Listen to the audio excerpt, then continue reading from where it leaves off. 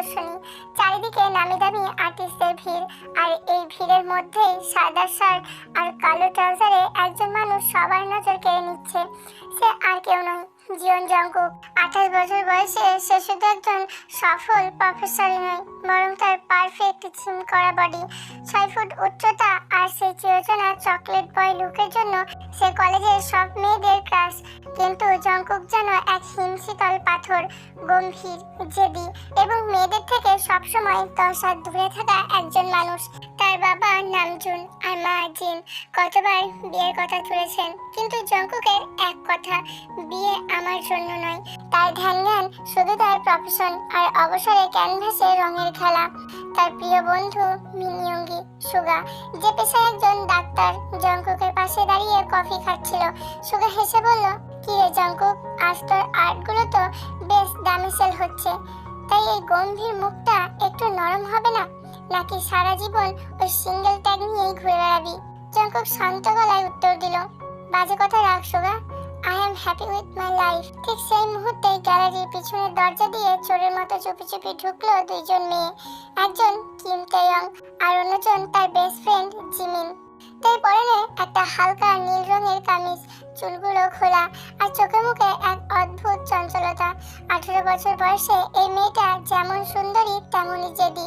তার বাবা যে হোক ব্যবসার কাছে বাইরে থাকায় সে আর জিমিনকে নিয়ে লুকিয়ে এই প্রদর্শনীতে এসেছে, কারণ তের স্বপ্ন সে একজন বড় চিত্রকার হবে। তে ফিসফিস করে বলল, জিমিন তাড়াতাড়ি চল, বাবা জানতে পারলে আমার ড্রয়িং ক্লাস বন্ধ করে দেবে। ও এই পেন্টিংটা দেখ, কি জাস্ট অসাম। তে মুগ্ধ হয়ে একটা বড় ক্যানভাসের সামনে দাঁড়ালো। সেখানে একাকী এক নেকড়ের ছবি আঁকা ছিল। তাই ছবিটার খুব কাছে গিয়ে হাত বাড়িয়ে স্পর্শ করতে চাইলো, কিন্তু ঠিক তখনই পিছন থেকে এক গম্ভীর কণ্ঠ ভেসে এলো, ডোন্ট টাচ। তে চমকে উঠে পিছনে ফিরল। সামনে দাঁড়িয়ে এক দীর্ঘদেহী যুবক, যে চোখে মুখে আগুনের তেজ। জংকুক অত্যন্ত রাগী দৃষ্টিতে তের দিকে তাকিয়ে আছে। সে তার আঁকা ছবিতে অন্য কারোর স্পর্শ একদম পছন্দ করে না। তে কিছুটা হকচকিয়ে গেলেও নিজের চঞ্চলতা হারলো না। সে ভুরু কুঁচকে বলল, এত চিল্লাচ্ছেন কেন? আমি তো জাস্ট দেখছিলাম। আর হাত দিলে কি আপনার ছবি পচে যাবে? জংকুকের জেদ এবার মাথায় চড়ে বসলো। সে তের খুব কাছে এগিয়ে এলো। তের উচ্চতা জংকুকের কাঁধ সমান। জংকুকের গায়ে কড়া পারফিউমের ঘ্রাণে তে একটু অপ্রস্তুত হয়ে পড়লো, কিন্তু মুখে হার মানল না। জংকুক নিচু গলায় কিন্তু গম্ভীর স্বরে বলল, এটা একটা আর্ট গ্যালারি, কোনো পার্ক নয়। আর তোমার মতো ছোট বাচ্চাদের এখানে আসার পারমিশন কে দিয়েছে?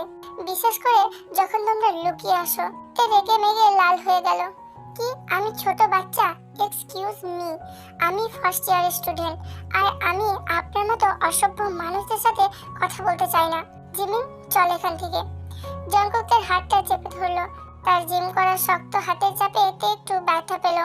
জংকুক সরাসরি তের চোখের দিকে তাকিয়ে বলল, সরি না বলে কোথাও যাচ্ছ না তুমি?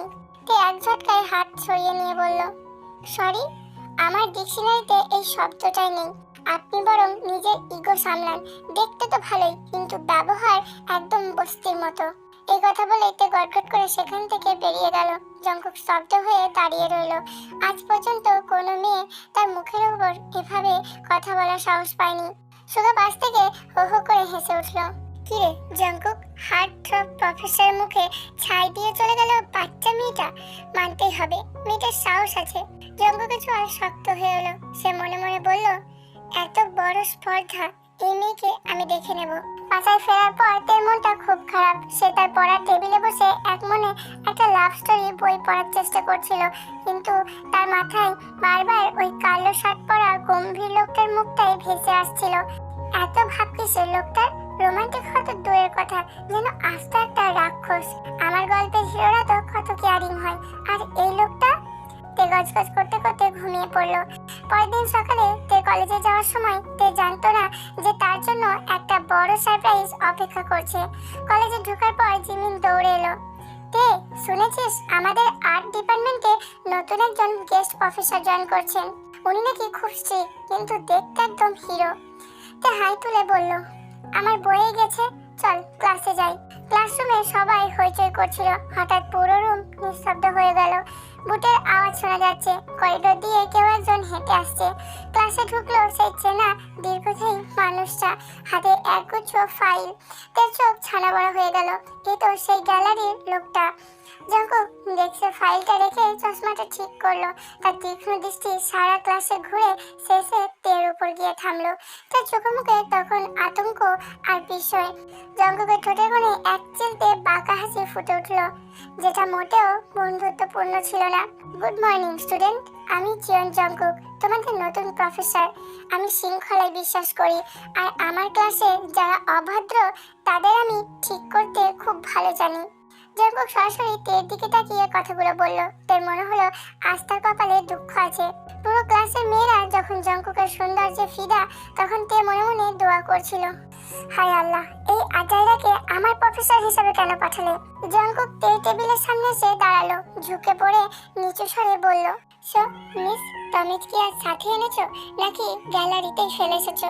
তে কোনো মতে আমতা আমতা করে বলল, আই এম সরি স্যার। জঙ্কুকের খুব কাছে মুখ নিয়ে ফিসফিস করে বলল, এত সহজে মাফ পাবে না। এবার শুরু হবে আসল খেলা। তুমি আমাকে চিনতে ভুল করেছো পিচ্চি। তের বুকটা ধক করে উঠলো। জঙ্কুকের চোখে এসে তীব্র চাহনি তেকে বুঝিয়ে দিল যে এই মানুষটা যতটা গম্ভীর তার চেয়েও বেশি ভয়ঙ্কর যখন সে কারোর পেছনে লাগে। জঙ্কুকের জেদ আর তের চঞ্চলতা, এই দুয়ের লড়াইতে কার জয় হবে তা সময় বলবে। কলেজের করিডোর দিয়ে তে যখন হাঁটছিল তার পা কাঁপছিল। গতকালে সে ভয়ঙ্কর চাহনি সে ভুলতে পারছে না। জঙ্কুক স্যার যেন ক্লাসে শুধু তাকেই টার্গেট করে। জিমিন পাশে থেকে ফিসফিস করে বলল, তে আমার কেন জানি না মনে হচ্ছে জঙ্কুক স্যার তোকে একদম আলাদা চোখে দেখে। উনি তো অন্য কোনো মেয়ের দিকে তাকায়ও না। তে রেগে গিয়ে বলল, আরে রাগ তোর আলাদা চোখ, উনি একটা আস্ত রাক্ষস, সারাক্ষণ আমাকে অপদস্থ করার ধান্দায় থাকে। তুই তখনই পিছন থেকে ভারী বুটের আওয়াজ পাওয়া গেল। জঙ্কুক তার ব্ল্যাক স্যুটে একদম প্রফেশনাল কিন্তু মারাত্মক হ্যান্ডসাম লাগছে। সে তের সামনে এসে দাঁড়ালো। তের উচ্চতা কম হওয়ায় তাকে জঙ্কুকের চিবুক বরাবর তাকিয়ে কথা বলতে হয়।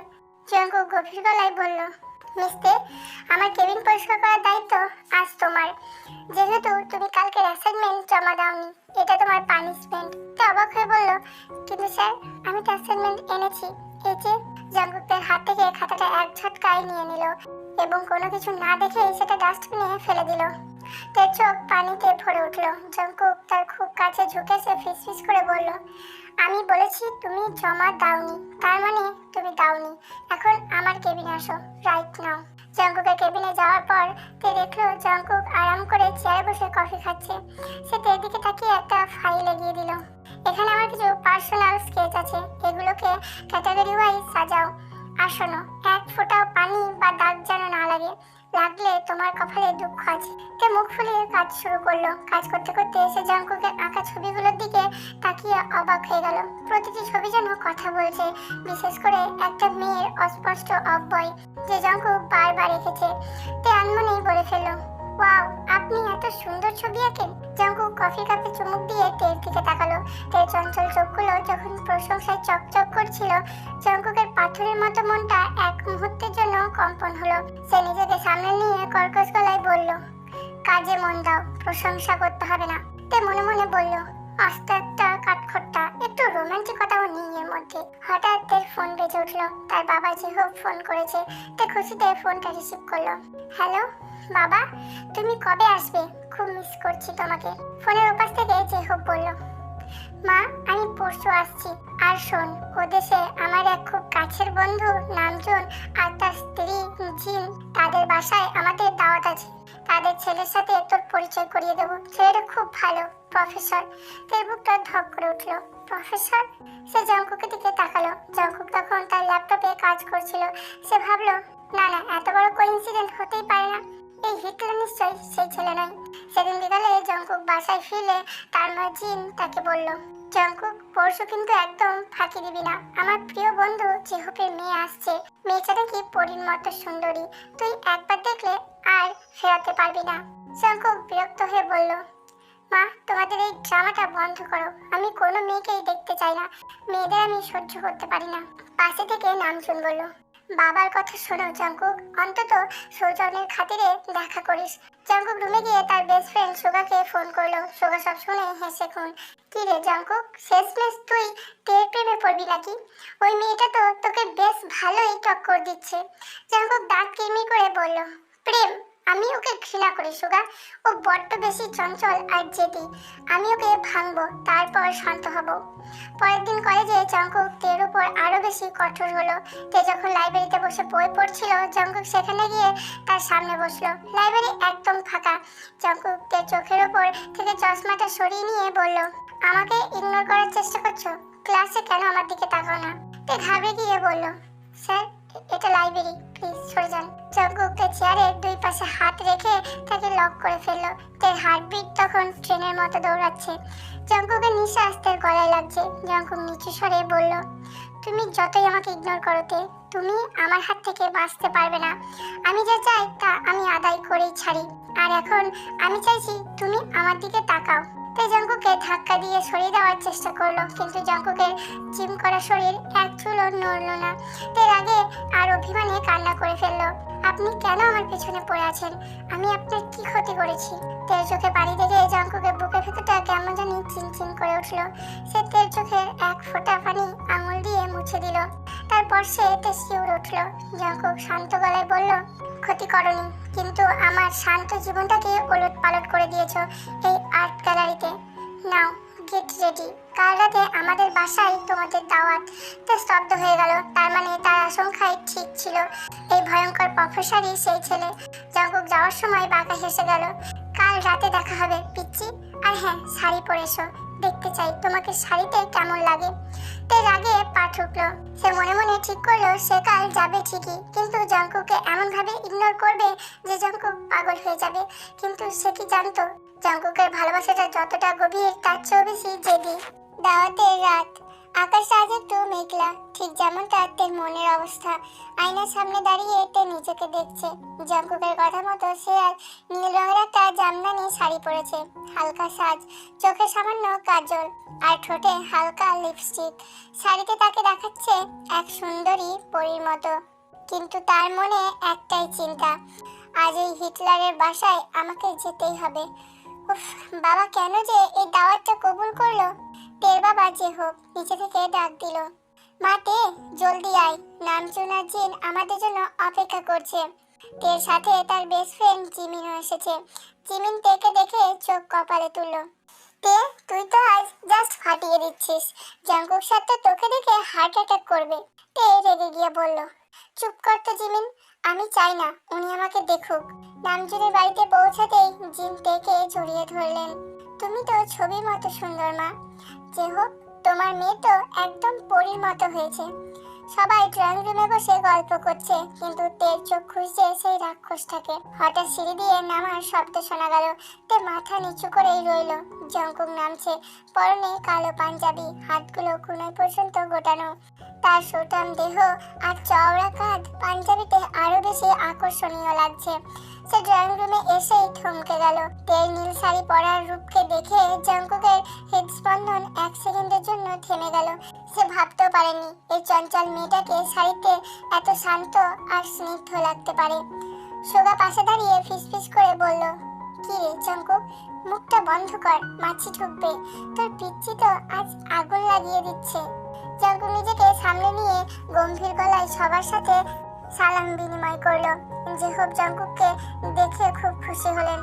জঙ্কুক বাবা, শুনলাম তুমি আর্ট আর প্রফেশন দুইটাই খুব ভালোভাবে সামলাচ্ছ। আমার মেয়ে তেও খুব ভালো ছবি আঁকে। জঙ্কুক তের দিকে তীক্ষ্ণ দৃষ্টিতে তাকিয়ে বলল, হ্যাঁ আঙ্কেল, আমি জানি ও আমার কলেজেই পড়ে, তবে পড়াশোনার চেয়ে ওর ঝগড়া করতে বেশি পটু। তের আগে জঙ্কুকের দিকে তাকালো। জঙ্কুক তার দিকে তাকিয়ে একটা বাঁকা হাসি দিল। তের মনে হলো আজ সারা রাত জঙ্কুক তাকে খোঁচানোর একটা সুযোগও ছাড়বে না।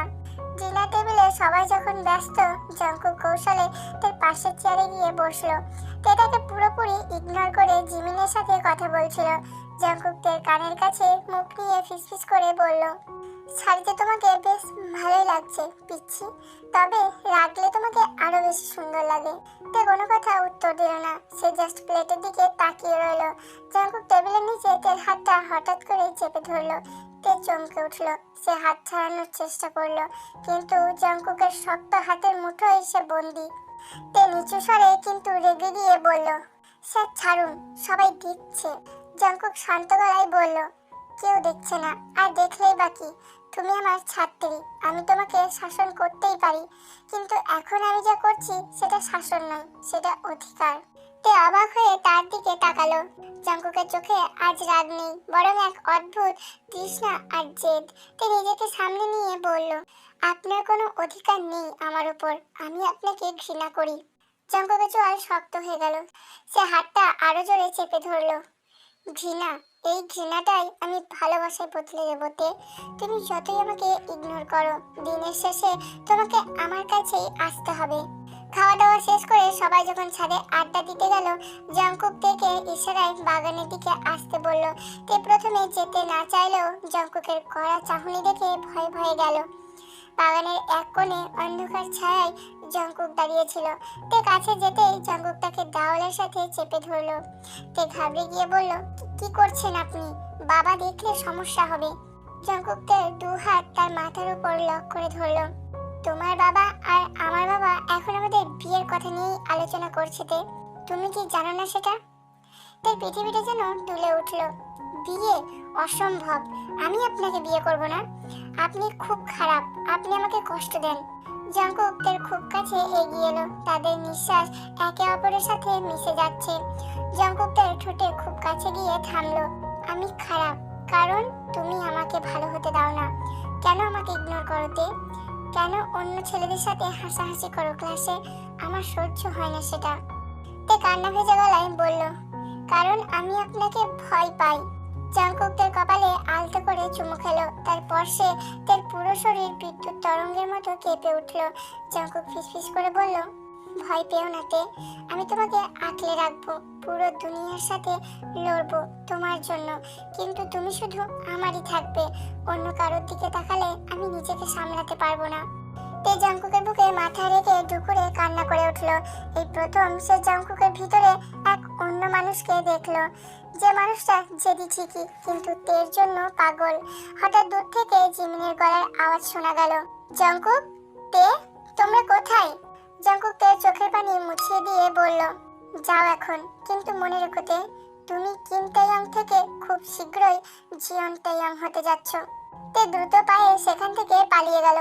তার হৃৎপিণ্ড তখন দ্রুত গতিতে স্পন্দন হচ্ছে। সে কি সত্যি এই জেদি প্রফেসরকে ভালোবাসতে শুরু করেছে, নাকি এটা কেবল জাঙ্কুকের জোর করে চাপিয়ে দেওয়া ভালোবাসা? তাওয়াতে সেই রাতের পর থেকে তের জীবনটা পুরো পাল্টে গেছে। কলেজে জাঙ্কুক স্যার এখন আর আগের মতো শুধু রাগী নন, বরং তের উপর তার নজরদারি আরো বেড়ে গেছে। ক্লাসের ফাঁকে সবার অলক্ষ্যে তের দিকে তাকিয়ে জাঙ্কুক সে বাঁকা হাসি আর চোখের ইশারায় তেকে ভিতরে ভিতরে অস্থির করে তোলে। কিন্তু তে এখনো জেদ ধরে আছে। সে জাঙ্কুককে ইগনোর করার আপ্রাণ চেষ্টা করে। জিমিনকে সে বারবার বলে, জিমিন, আমি এমন কাউকে চেয়েছিলাম যে খুব সফট হবে, যত্ন নেবে, কিন্তু এই লোকটা তো আস্ত একটা ডমিনেটিং হিটলার। জিমিন হেসেই খুন। তে, তুই বুঝিস না, স্যার তোকে আঁকলে রাখতে চান বলেই তো এমন করে। ওনার এই পজিটিভনেস তোকে স্পেশাল ফিল করায় না? হঠাৎ একদিন তের বাবা বিদেশ থেকে ফিরে তাকে ড্রয়িং রুমে ডাকলেন। পাশে নামজুন আর জিন বসে আছে। যে খুব গম্ভীর মুখে বলল, তে, জাঙ্কুকের সাথে তোমার বিয়ের কথা পাকা করেছি। জাঙ্কুক নিজে আমাকে সে বলেছে সে তোমাকে ছাড়া আর কাউকেই বিয়ে করবে না। আমি রাজি হয়ে গেছি। তে স্তব্ধ হয়ে গেল। জাঙ্কুক নিজে বাবার কাছে গেছে, এত বড় সাহস! তে চিৎকার করে বলল, না বাবা, আমি এই বিয়ে করব না। উনি খুব রাগী, উনি আমাকে সারাক্ষণ শাসন করেন। ঠিক তখনই জাঙ্কুক ঘরে ঢুকলো। পরনে নেভি ব্লু শার্ট, হাত গোটানো। সে তের বাবার সামনেই তের হাতটা শক্ত করে ধরলো। সবার সামনেই সে তের চোখের দিকে তাকিয়ে বলল, আঙ্কেল, আমাকে 5 মিনিট সময় দিন ওর সাথে কথা বলার জন্য। জাঙ্কুক থেকে টেনে পাশের রুমে নিয়ে গেল এবং দরজাটা লক করে দিল। তে রাগে কাঁপছিল। আপনি নিজেকে কি ভাবেন? কেন আমার বাবাকে রাজি করালেন? জঙ্কুক তাকে দেওয়ালের সাথে চেপে ধরলো। তার চোখ দুটো আজ ভালোবাসায় টইটুম্বুর, কিন্তু কণ্ঠে সেই চেনা জেদ। সে তের কপালে নিজের কপাল ঠেকিয়ে বলল, কারণ তুমি ছাড়া আমার ক্যানভাসে আর কোনো রং নেই তে। আমি জানি তুমি আমাকে ভালোবাসো, কিন্তু স্বীকার করতে ভয় পাচ্ছ। তুমি তো এমন কাউকে চেয়েছিলে যে তোমার জন্য দুনিয়ার সাথে লড়বে। দেখো আমি লড়ছি। তে কান্না করতে করতে বলল, কিন্তু আপনি তো খুব রাগী। আমি এমন কাউকে চেয়েছিলাম যে আমাকে আদর করবে। জঙ্কুক তের ঠোঁটের খুব কাছে এসে ফিসফিস করে বলল, বিশ্বাস করতে আমার সবটুকু আদর শুধু তোমার জন্য জমা আছে। অন্য কেউ তার ছিটে ফোঁটাও পাবে না। তে সব প্রতিরোধ এই এক মুহূর্তেই ভেঙে গেল। সে জঙ্কুকের বুকে মুখ লুকিয়ে ফুপিয়ে উঠল। জঙ্কুক তাকে শক্ত করে জড়িয়ে ধরলো। এক সপ্তাহ পর পুরো ঢাকা শহর যেন জঙ্কুক আর তের বিয়ের খুশিতে মেতেছে। জঙ্কুক তার কথা রেখেছে। তেকে সে লাল বেনারসিতে সাজিয়েছে, তের হাতে মেহেন্দির রঙে লেখা জেকে। বিয়ের সব আনুষ্ঠানিকতা শেষে তে যখন বাসর ঘরে বসে আছে, তার বুকটা ধড়ফড় করছে। সে তার গল্পের বইয়ের সেই রোমান্টিক দৃশ্যগুলোর কথা ভাবছে। ঠিক তখনই জঙ্কুক ঘরে ঢুকলো। জঙ্কুক দরজা বন্ধ করে তের সামনে এসে দাঁড়ালো। তের মাথার ঘুমটাটা সরিয়ে তের রূপ দেখে বিস্ময়ে থমকে গেল। জঙ্কুক আজ তার প্রফেসর নয়, সে আজ তের প্রিয়তম। জঙ্কুক তের পাশে বসে তার হাত দুটো নিজের হাতের মুঠোয় নিল। তের হাতে তালুতে ঘাম জমেছে। জঙ্কুক আলতো করে তের চুবুক তুলে ধরলো। এখনো কি আমাকে ইগনোর করবে? এখন তো আমি তোমার স্বামী। তে লাজুক হেসে মাথা নিচু করে বলল, আপনি তো খুব পচা, সবার সামনে আমাকে পিচ্চি বলেন। জঙ্কুক হেসে উঠল এবং তেকে নিজের কোলে টেনে নিল।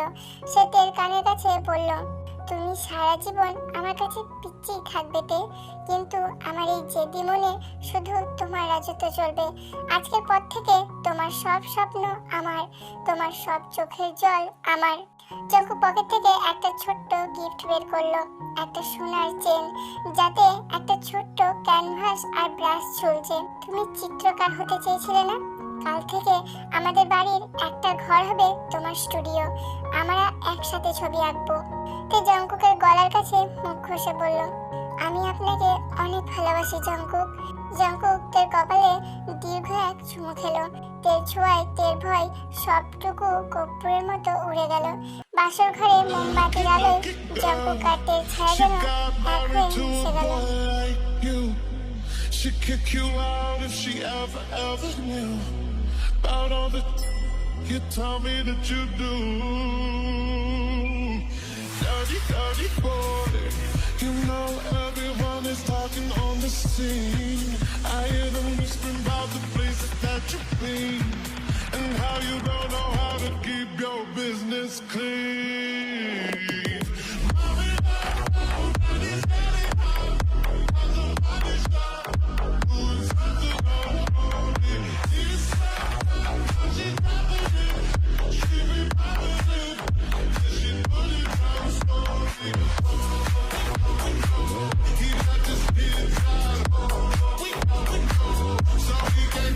এক বছর পর বিকালের পরন্ত রোদে জঙ্কুক আর তে তাদের বাগানে বসে আছে।